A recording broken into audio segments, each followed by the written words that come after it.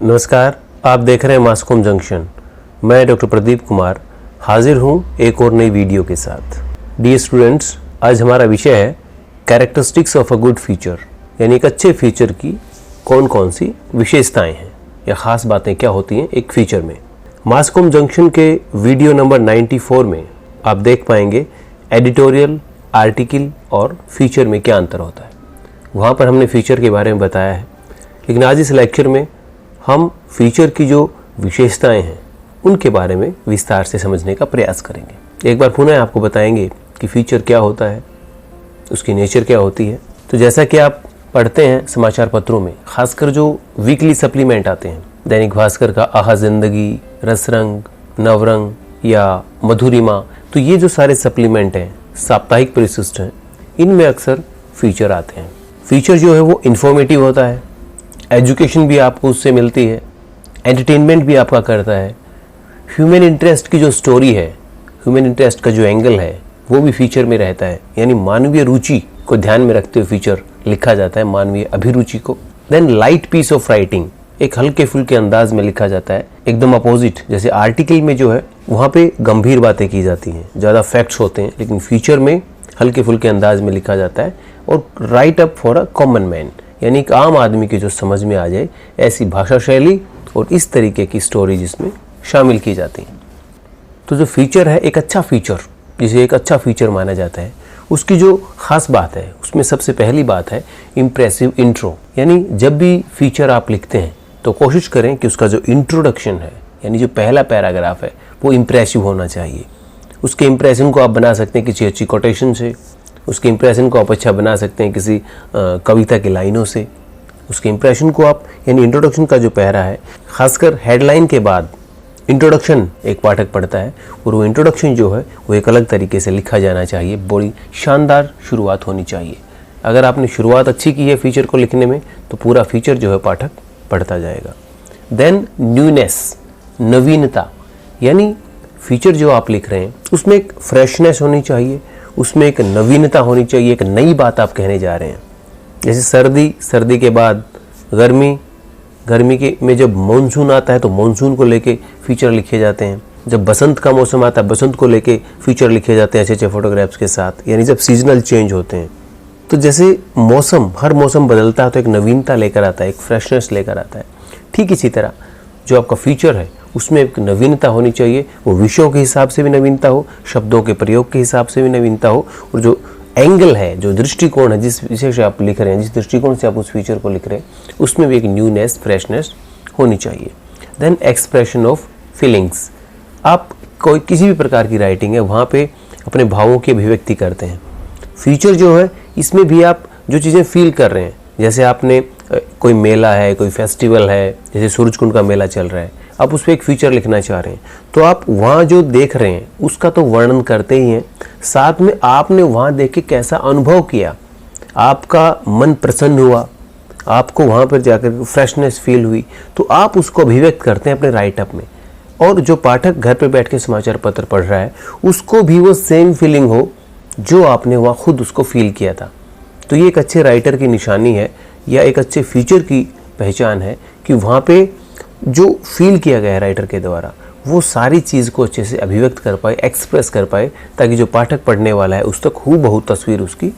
पेश की जा सके। Then language of common man, जैसे कि हमने ऊपर भी बताया, जो आर्टिकल होते हैं, आर्टिकल की लैंग्वेज थोड़ी मुश्किल भाषा का इस्तेमाल किया जाता है, आंकड़े होते हैं, डाटा होते हैं और विशेषज्ञ उसको लिखते हैं। लेकिन जो फीचर है, फीचर की भाषा जो है कॉमन मैन की भाषा होनी चाहिए। कोई अगर बहुत कम दिन स्कूल गया है, थोड़ा सा लिटरेट है, वो भी उस भाषा को समझ पाए। आसान शब्द, मुहावरे, लोकोक्तियों का इस्तेमाल, आंचलिक भाषा के शब्दों का प्रयोग, जिस क्षेत्र विशेष में वो समाचार पत्र का प्रकाशन होता है वहाँ के शब्दों का प्रयोग, यानी आम आदमी की भाषा का इस्तेमाल उसमें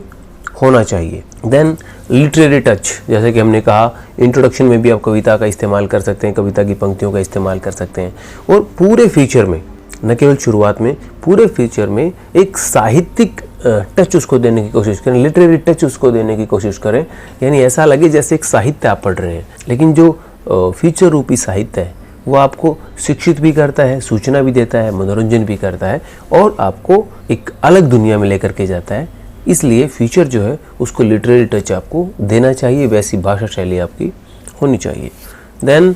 रिफ्रेन फ्रॉम अनवांटेड मटेरियल, जो बेवजह का जो विस्तार है या ज़्यादा जो एक्सप्लेनेशन है, डिटेल है, जैसे हम आर्टिकल्स में देते हैं कि एक विषय की हम शुरुआत में उसका इंट्रो देते हैं, फिर उस पर हम बहुत ज़्यादा एक्सपेंड करते हैं, लास्ट में उसका निचोड़ हम देते हैं। तो आपको ध्यान रखना है कि फीचर में जो है जो गैर ज़रूरी सामग्री है, जो कंटेंट है, वो आप ना दें, क्योंकि इससे भारी भरकम वो एक तरह से राइटअप आपका हो जाएगा और फीचर की जो खूबसूरती है, उसकी जो विशेषता है, वो कहीं ना कहीं गायब हो जाएगी।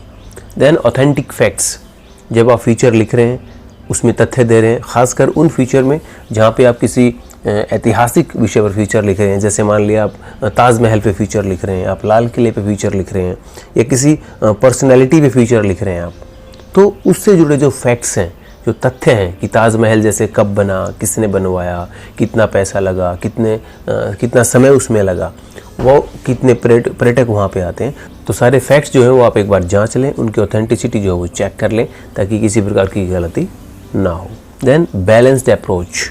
जब भी आप फीचर लिखते हैं तो आपकी अप्रोच जो है वो बैलेंस्ड होनी चाहिए। जैसे कि मैंने कहा, उसमें सूचना भी हो, शिक्षा भी हो, मनोरंजन भी हो, आप पाठक को हंसाएं भी, आप पाठक को सोचने पर मजबूर भी करें, आप उसमें फोटोग्राफ्स भी शामिल करें, आप उसमें कैरिकेचर भी लगा सकते हैं, आप उसमें टेक्स्ट भी रखें, यानी उसमें जो सामग्री है, विषय सामग्री है, उसमें भी बैलेंस होना चाहिए कि अकेले फोटोग्राफ ज़्यादा ना हो, या अकेले राइटअप में जो विषय सामग्री है,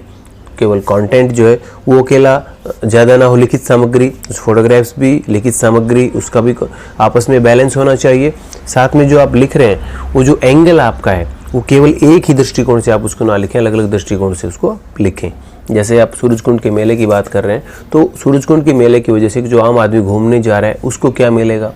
जो वहाँ के दुकानदार हैं, जो वहाँ पे जिनका बिजनेस है, उनकी नज़र से आप उसको देखें, आप गवर्नमेंट की नज़र से उसको देखें, आप सोशल हार्मनी की नज़र से उसको देखें, यानी अलग अलग पर्सपेक्टिव से आप अगर देखेंगे तो एक अच्छा फीचर